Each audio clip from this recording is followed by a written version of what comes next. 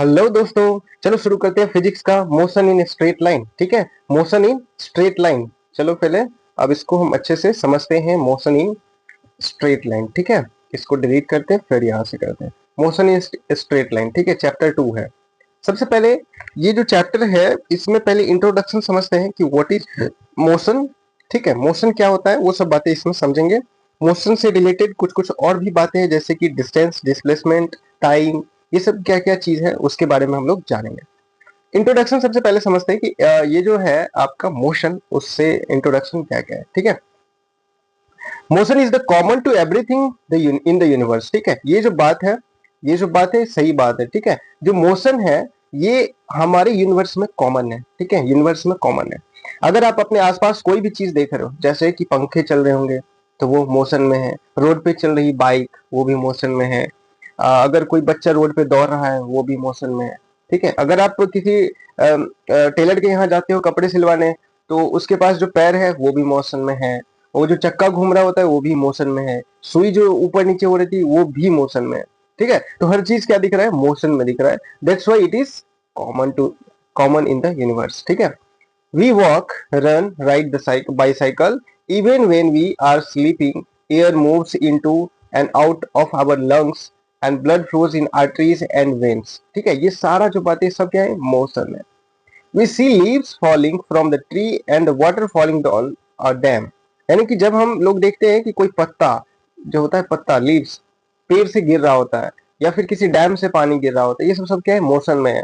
Automobiles, planes carry people from one place to another place. ठीक है, यानी कि जो ऑटोमोबाइल्स होती है जैसे कि ऑटो हो गया, छोटा सा बस हो गया, कोई ट्रेन हो गया, ठीक है, जो सड़क पे चल रही होती है। उसके बाद प्लेन जो उड़ रहा होता है वो बहुत सारे लोगों को कैरी करके एक जगह से दूसरी जगह लेके जाता है। ये सब क्या है, मोशन में है। ठीक है, the earth rotates once every 24 hours and revolve around sun in a year. ठीक है, हर एक 24 आवर में क्या कर रहा है, ये रोटेट हो रहा है और रिवॉल्व एक साल में करता है। यानी कि हमारा अर्थ भी क्या है, मोशन में है। The sun itself is in motion in the Milky Way. जब सन की बात करें, जो पहले जमाने में अर्ली टाइम में सन के बारे में बताया जाता था, ये क्या है, रेस्ट में है। बट अभी ये अब जो पता चला है नया कंसेप्ट में, ये सन भी क्या है, मोशन में, which is again moving with in its local group of Galaxy.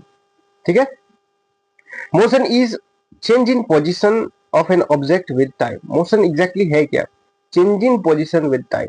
ठीक है, अगर मान लो कि आप एक जगह से दूसरी जगह जा रहे हो, सपोज कोई ये पॉइंट है, ठीक है, कोई ये पॉइंट है, दूसरा ये पॉइंट है, इस पॉइंट को ए लिखो, इस पॉइंट को बी लिखो। ठीक है, अगर इस पॉइंट से चल के आप इस पॉइंट तक आए तो इसमें आपको मान लो टी सेकंड लगा या टी मिनट लगा या फिर टी घंटा लगा, और ये मान लो 6 किलोमीटर है या 6 मीटर है। ठीक है, 6 किलोमीटर है या 6 मीटर है। तो यहाँ पे ये डिस्टेंस है, ये कोई एक बिंदु है जहां एक बिंदु से दूसरे बिंदु पे गए, और टोटल टेकन टाइम, जो टोटल टाइम लगा है वो टी है। ठीक है, इसका मतलब है मोशन जो सिंपली क्या है, चेंज इन पोजिशन है। क्या है, change in position with time. How does the position of change with time. अब पोजिशन जो होता है वो कैसे चेंज हो रहा होता है समय के साथ। In this chapter we shall learn how to describe the motion. For this we develop the concept of the velocity and acceleration. और डेवलपमेंट यानी कैसे कंसेप्ट निकल रहा है वेलोसिटी का और एक्सेलरेशन का, जो मेन बेसिक कंसेप्ट है वो इस चैप्टर में हम लोग समझेंगे। We shall confine ourselves to the study of motion objects along a straight line, that is called rectilinear motion. जो स्ट्रेट लाइन पे चल रहा होता है उसे क्या कहते हैं, रेक्टिलिनियर मोशन कहते हैं। और इस चैप्टर में हम लोग किस चीज की बात करेंगे, रेक्टिलिनियर की बात करेंगे। For the case of the rectilinear motion with uniform acceleration, rectilinear motion में यूनिफॉर्म एक्सीलरेशन होती है। A set of simple equation can be obtained. और रेक्टिलिनियर मोशन में एक सिंपल इक्वेशन हम लोगों को मिलेगा, तीन जो इक्वेशन मिलता है उसे इक्वेशन ऑफ मोशन कहते हैं। ठीक है, to understand this relative nature of the motion we introduce the concept of relative velocity. अब रिलेटिव मोशन जो हो रहा होता है उसे हम लोग क्या बोलते हैं, रिलेटिव वेलोसिटी कहते हैं। In our discussion we shall treat the object in motion as a point object. अब जो मोशन होता है किसी ऑब्जेक्ट को हम लोग क्या बोलते हैं, पॉइंट ऑब्जेक्ट बोलते हैं। क्या बोलते हैं, point object. This approximation is valid so far as the size of the object is much smaller than the distance it moves in the reasonable duration of the time.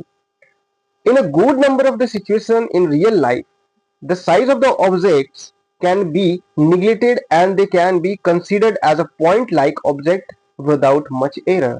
ठीक. In kinematics क्या होता है? We study the ways to describe the motion without going into the cause of motion. Kinematics कह रहा है कि हम लोग मोशन के बारे में जानेंगे लेकिन खुद मोशन में नहीं रहेंगे.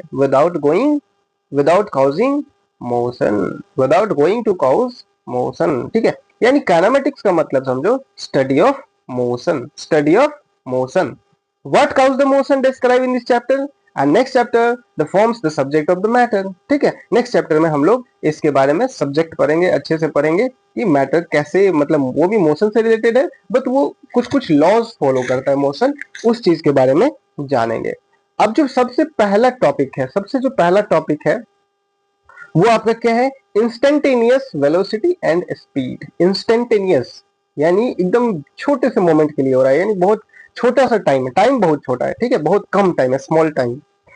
देखो, the average velocity tells how fast an object has been moving over a given time intervals but does not tell us how fast it moves at different instant of time during that intervals. ठीक है, average velocity जो होता है वो ये बताता है कि कोई भी ऑब्जेक्ट कितना स्पीड में मूव कर रहा है. ठीक है, how fast of an object has been moving over a given time interval. ठीक है, एक गिवन टाइम इंटरवल में वो कितना फास्ट चला, वो क्या बताएगा? Average velocity. बट ये बात ये नहीं बताएगा not tell how fast move at different instant. ये बात इंस्टेंटेनियस मतलब ये नहीं बता पाते एवरेज वेलोसिटी. तो इस चीज को समझने के हर एक इंस्टेंट पे हम लोगों को वेलोसिटी समझना है, तो उस चीज को हम लोग क्या कहते हैं? Instantaneous velocity. किसी भी इंस्टेंट पे यानी किसी भी समय, किसी भी पॉइंट पे एक छोटे समय के लिए जो वेलोसिटी होगा उसे हम लोग इंस्टेंटेनियस वेलोसिटी कहेंगे. Simply the velocity v at time t. ठीक है, the velocity at an instant is defined as the limit of average velocity as the time interval between delta t becomes infinitesimally small. मैंने क्या बताया था? बहुत छोटे समय के लिए, जो कि अब देखो इन अदर वर्ड अब वेलोसिटी जो है यहाँ पे v है और जो लिमिट लगा करके हम लोग ये क्या लिखते हैं? जो डिस्प्लेसमेंट है और ये टाइम है. ठीक है, डिस्प्लेसमेंट है और टाइम है, तो डिस्प्लेसमेंट बाय टाइम क्या देता है हम लोग को? डिस्प्लेसमेंट बाय टाइम, यानी कि change in displacement by change in time हम लोग को देगा वेलोसिटी. क्या देगा? वेलोसिटी. तो ये जो वेलोसिटी है वो यहाँ पे लिमिट अगर लगा दिए हैं तो ये वेलोसिटी इंस्टेंटेनियस वेलोसिटी हो गया. ठीक है, क्या बन गया? Instantaneous velocity. तो ये डेल्टा को जो ऐसे करके ट्रायंगुलर शेप में है, इस डेल्टा को फिर कन्वर्ट कर दिया जाता है ऐसे करके. ठीक है, ऐसे डी लिखा जाता है. ठीक, तो यहाँ पे डी लिखा हुआ है तो dx बाई dt लिखा हुआ है. ठीक है, तो ये बात आप लोग इसमें अच्छे से गौर से फॉर्मूला को रट लो. तो delta x by delta t जो होता है वो क्या होता है? Time tends to zero. ये हो जाता है आपको इंस्टेंटेनियस वेलोसिटी. उसके बाद है where the symbol limit time tends to zero stand for operation of taking limit as t tends to zero of the quantity of an right or its right. In the language of calculation, the quantity on the right hand side equation is the differential coefficient of x with respect to the time. ठीक है, is denoted by delta dx by dt. It is the rate of change of position with respect to time. It is the rate of change of position with respect to time at that instant. ठीक है, that instant. उसके बाद देखो, we can use the equation for obtaining the value of velocity at instant either graphically and numerically. Suppose that we want to obtain graphically the value of velocity at time t is 4 seconds. For the motion of the car represented, the calculation let us delta t is 2 seconds, center at time 4 seconds. Then by definition of the average velocity, the slope of pp p1 p2 gives the value of average velocity over the interval of 3 seconds to 5 second. ठीक है, यहाँ पे देखो, यहाँ पे ये जो graph बता रहा है ये पूरा डिस्टेंस हो गया, ये टाइम हो गया. अब किसी भी इंटरवल में आप यहाँ पे क्या कर सकते हो? मान लो कि 6 किलोमीटर 4 सेकेंड में चला तो ये पॉइंट पे हो जाएगा. ठीक है, 8 किलोमीटर 4 सेकेंड या 4 घंटे में, सेकेंड यहाँ पे सेकेंड है ना, तो यहाँ पे ये पॉइंट बन जाएगा. ठीक है, उस हिसाब से ये एवरेज वेलोसिटी डिटरमाइन किया हुआ है. Now we decrease the value of delta t from the 2s to 1, then the p1 p2 becomes q1 q2 and its slope gives the value of the average. अब जो slope बन रहा होता है ऐसे ऐसे करके, ठीक है, ये जो स्लोप इसमें दिख रहा है छोटा छोटा, जैसे इसमें देखो जूम कर देते हैं, एक ये लाइन, एक ये और एक ये जो स्लोप बन रहा है वो क्या बन रहा है, वो एवरेज बना रहा है, ठीक है, एवरेज वेलोसिटी का। इट स्लोप गिव्स, ये हो गया, ठीक है, ये अपना देख लेना, ज्यादा कुछ इसमें नहीं है, ये बात समझो, ये बात इसको समझना है। It is difficult to show this process of graphically, but if we use numerical method to obtain the value of velocity and the meaning of the limiting process become clear. अब इसको हम लोग अगर न्यूमेरिकल वैल्यू से समझेंगे तो ज्यादा बेहतर होगा, ठीक है। जैसे कि for the graph represents delta x बराबर 0.8 T cube gives the value of delta D x by delta T, calculate the time इतना दिया हुआ है एंड इतना, तो देखो यहाँ पे जो टोटल t1 टाइम है, ठीक है, तो t1 टाइम क्या है, t minus delta T by two, ठीक है, और t2 बराबर क्या है, t plus delta T by two. ये जो फॉर्मूला है इसे आप लोग नोट कर लोगे, ठीक है, ये आप लोग नोट कर लोगे। यहाँ पे देखो लिमिटिंग वैल्यू जो है यहाँ पे बताया हुआ, ये फॉर्मूला पे ही निकल रहा है, ठीक है, तो ये सारा उसका जो वैल्यू निकला हुआ है वो वैल्यू इसमें पुट कर दिया गया है। ठीक उसी तरह कॉरेस्पॉन्डेंस करके देखो, corresponding the value of delta x that is x T one इतना वैल्यू आ रहा है, एक्स टी टू इतना वैल्यू आ रहा है, ठीक है, तो उसके बाद जो चेंज इन पोजीशन आएगा वो निकाल लिया जाएगा माइनस करके। तो इस तरीके से इसमें मतलब एवरेज वेलोसिटी निकाला जा रहा है, ठीक है।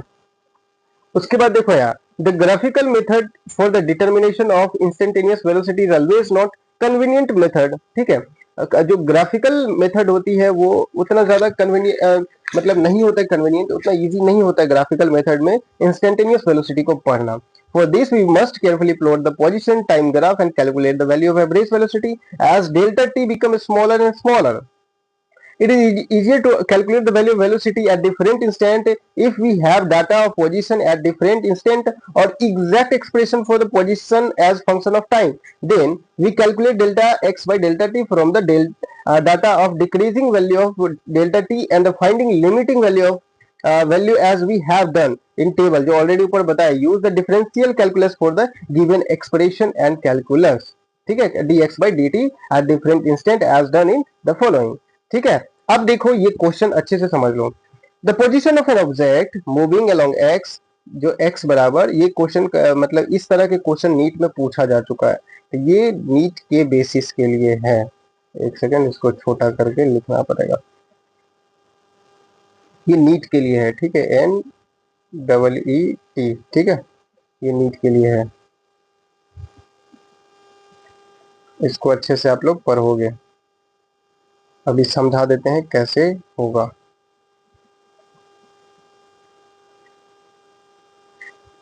देखो सबसे पहले क्या है, the position of an object moving along x axis. जो ऑब्जेक्ट है वो एक्स एक्सिस में ऐसे करके होता है, ये हो गया वाई और ये होता है एक्स. एक्स एक्सिस में क्या हो रहा है, मूव कर रहा है ऑब्जेक्ट, जिसका पोजीशन यानी जो डिस्टेंस है x बराबर a plus b t square. यार a का वैल्यू इतना, b का वैल्यू इतना मीटर पर सेकंड दिया हुआ है. t is measured in second. What is the velocity at t0 and t2 second. What is the average velocity between t2 and t4 second. ठीक है, यानी कि 2 सेकंड और 4 सेकंड में एवरेज वेलोसिटी क्या होगा.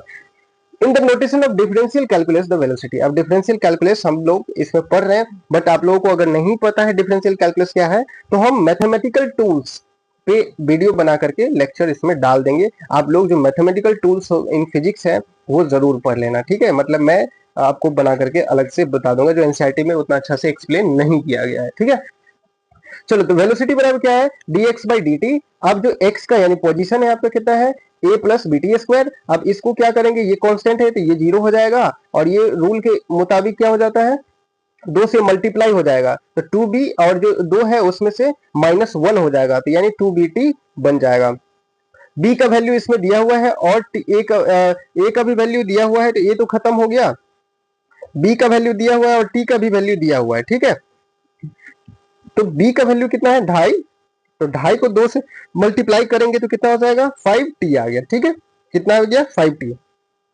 एक बार बोल रहा है टी बराबर 0 रखने के लिए, तो 0 रखेंगे तो ये 0 हो जाएगा, वेलोसिटी 0 हो जाएगा. एक बार टी बराबर 2 रखने के लिए, तो 5 दूनी 10 हो जाएगा वेलोसिटी, ठीक है. अगर एवरेज वेलोसिटी की बात करेंगे तो final position minus initial position, final time minus initial time, ठीक है। तो फाइनल टाइम कितना है 4x और ये 2x, तो 4x में से 2x गया तो कितना बचेगा 2x, और ये 4 में से 2 गया तो 2, यानी कितना बच गया आपको जो उसमें वैल्यू के according a plus 16b minus a minus 14b, और इधर जो नीचे में कैलकुलेट करके माइनस करके कितना आ गया था 2, ठीक है। क्यों, अब यहाँ पे कैसे आया वो देख लो।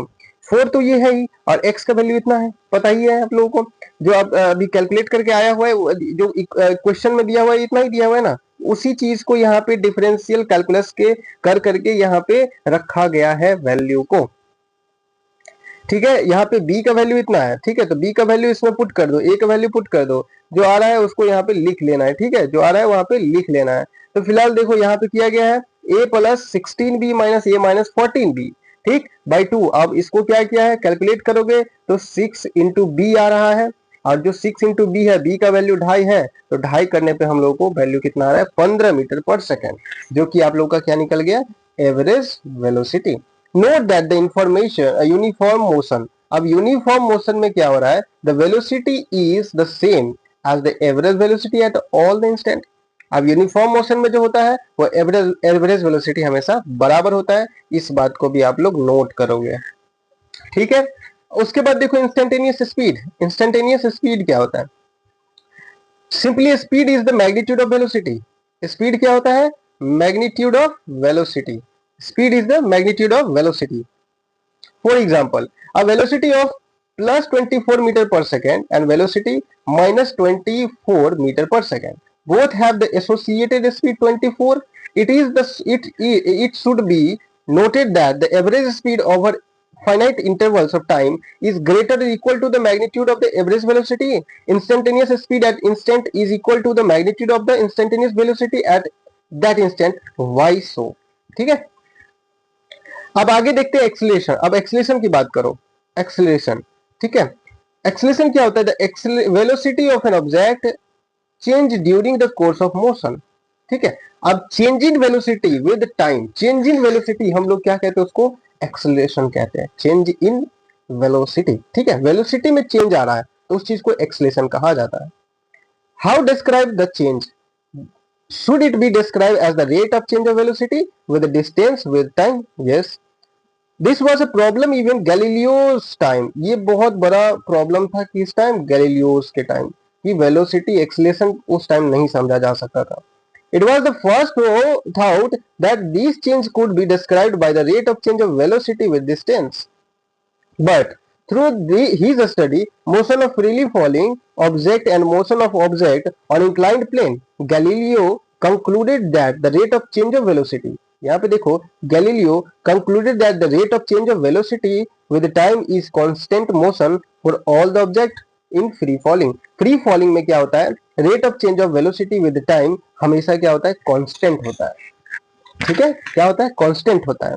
अगर दूसरी बात करें, इसी में अदर हैंड में है, ठीक है, अदर हैंड में क्या है, the change in velocity with distance is not constant. अब जो वेलोसिटी चेंज हो रहा है, डिस्टेंस जो आ रहा है वो हमेशा कभी भी, चेंज इन वेलोसिटी में जो डिस्टेंस कवर हो रहा होता है वो कभी भी कांस्टेंट नहीं होता है, it decrease with the time increase distance of falling, ठीक है।